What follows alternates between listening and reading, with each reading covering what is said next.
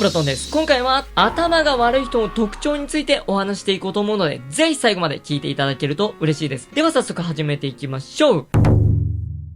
態度がでかい。皆さん、態度の大きい方、よくいると思いませんか？それはなぜか、私たちは自分を下に見られたくありません。なので、態度だけではなく、自分の経歴を話すことも多くなると思います。自分の強さをアピールして、少しでも周りに認められたいと思っています。そして、態度がでかいことをかっこいいと思っている方もいるんですね。実際、態度が大きいことは、強さのアピールにもならなければ、かっこいいとも思いません。そして、下に見る見ないの問題ではなく、この人とは関わりたくないなと思ってしまいます。なので、まず、僕たちは何をしなければならないのかというと、謙虚に生きることです。態度でアピールしなくていいんです。謙虚に生きて、淡々と話していけば、おのずと自分の評価は周りにされます。自分がわざわざアピールするのではなく、自分の良い行いをコツコツとしていくと、頭が悪いという概念はなくなり、いい人だなと、そして知識を持っていれば、頭が良いと感じていただけることがあります。むしろ、知識があるのに、態度がでかいことによって、頭が悪く見られてしまうこともあります。僕がよく見かけたのは、学歴の高い人がいたとします。そしてその学歴の高い人が、学歴でマウントを取ることがあったんですよ。それを見たときに、確かに知識はあるかもしれない。ですが、頭がいいのかと言われたら、僕はちょっと違うかなと思いました。まず、態度を大きくしてしまうと、知識があっても頭悪いと思わせてしまうので、ものすごく損です。頭がいいのに、頭悪いと思わせてしまう。この行為は、相当頭の悪い人の特徴で出てくるんじゃないかなと思います。なので今回一番最初に態度がでかいというお話をさせていただきました。では、次の話に行きたいと思います。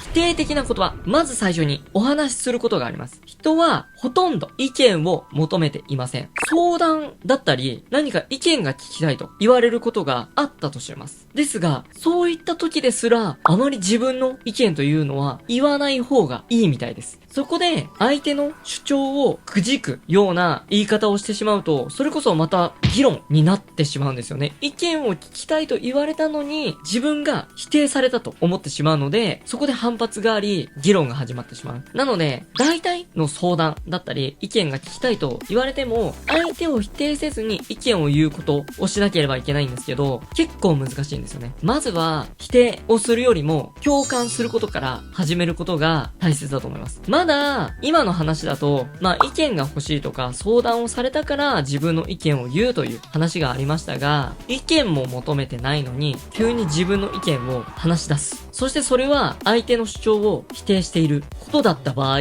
相当相手に失礼だし、相手を傷つけることになります。なので、否定的な言葉は使わないことが大切です。特にやりがちなことは、今、相談だったり、意見を求められたから言う。そして、相手の主張をただ否定する。こういった場合は、否定的な言葉を使っているという認識があると思います。ですが、認識がないのに使ってしまうこともあるんですよね。わかりやすい例だと、いやとか、でもって言葉はよく使ってしまうと思うんですよ。否定するつもりじゃないのに、いやとか、でもとか使ってしまうんですよね。難しいですよね。それぐらい否定的な言葉には敏感にならなければなりません。なので、自分がもし否定的な言葉を使ったら、いやー、使っちゃったなと。ちゃんと反省すること。否定的な言葉を使ったなと。気づくことが大切だと思うんですよね。それに気づかないと、頭が悪い人だなと僕は感じてしまいます。特に僕が許せないなと感じてしまうのは、自分の努力を否定された時には、怒りを感じてしまいます。それを僕は結構相手に伝えます。すぐ。自分の努力を否定されるのは嫌だと伝えられる人間なのでいいんですけど、伝えられない方の方が多いと思います。そうなると自分から人が離れていく。誰もいなくなってしまうと思うので、否定的な言葉には十分注意した方がいいかなと思います。では次、3つ目を話していきたいと思います。質疑応答ができない。ここでは僕少し問題を出そうと思うので、聞いていただけると嬉しいです。では始めていきます。例えばなんですけど、あなたは何時間勉強していますかという質問をされたとします。この時にどう答えますか？ 5 秒を考えてみてください。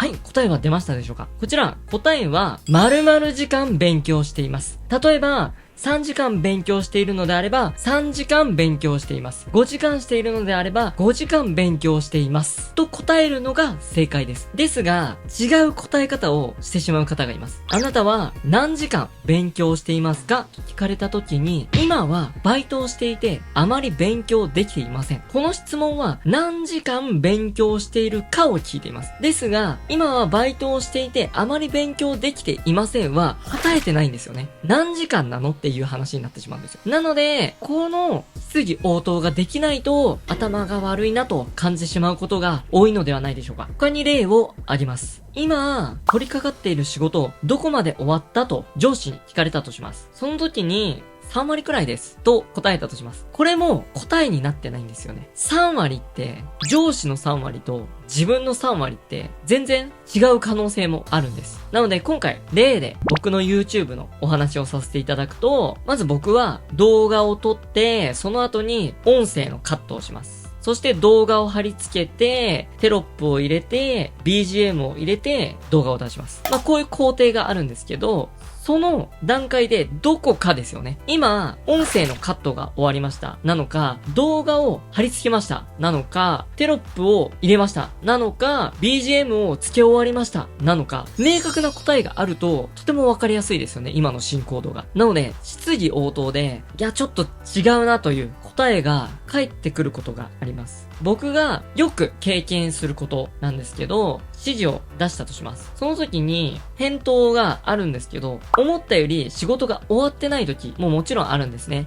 その理由が、例えばトラブルだったらしょうがないんですけど、ちょっとした怠慢とかで遅れている場合もあると思います。その時に人がよくやりがちなこと、それは言い訳から始まってしまいます。先ほどもありましたよね。あなたは何時間勉強していますかっていう質問に、今はバイトをしていてあまり勉強できていませんっていう答えは、今はバイトをしているという言い訳を作ってしまっています。言い訳を作ってから答えを出すってことをしてしまいがちなんですよね。ここで何をお伝えしたいのかというと、相手の質問を受け取って、しっかりその受け取った内容を理解しないといけません。そして理解した上で、その質問にしっかり答える。ただ答えるだけでいいんです。長い文章を作らなくていい。短い文章でしっかり答えを出すと、頭がいいなと感じます。今回お話ししたことは、知識がある、ないというお話ではなくて、知識があっても頭が悪く見えてしまう。そして、知識がなくても頭が悪く見えなくなると僕は思っております。まず一つ目にお話ししました。態度がでかいのは、知識があっても頭が悪く見えてしまいます。そして否定的な言葉を使う。やっぱ固定概念に縛られてしまうと、相手に嫌な思いをさせてしまうし、頭の柔軟性がないと思われてしまうので、これも頭が悪いと思われてしまうんですよね。そして質疑応答です。質問に対してしっかり答えを出さないと、手間が増えてしまうんですよね。なので、しっかり答えることで、相手に頭が悪い印象を植え付けずに済むと僕は思います。今回の話を聞いて、皆さんはどう思いましたか？人はネガティブな感情を大きく受け取ってしまいます。頭が悪い人の特徴とお話しさせていただきました。何が言いたいかと言いますと、このネガティブ要素を減らしていけば、頭がいい人に見えるかもしれないんです。もちろん僕は頭が良くなる方法もお話しさせていただいたんですけど、それよりももっと自分を頭良く見せる方法としては、頭が悪い人の特徴をどんどんなくしていくことの方が大切だと思います。僕自身、まだまだ知識の足りない人間だと思っています。もっともっと知識を蓄えて頭が良くなりたいと思っております。それこそ自分の話し方を気にして皆さんにもっと伝えやすい言葉を使えるように努力しています。ですが、聞いていてまだまだだなと感じるところもあります。それはこれから勉強していくことで聞きやすい言葉を使えるようになると思いますし、この言葉はちょっと変だなと思うものを減らしていくことによって成長していけるんじゃないかなと思います。それこそ僕が YouTube を始めて感じたことは、自分の言葉を編集でいっぱい聞けるんですよね。そのことによって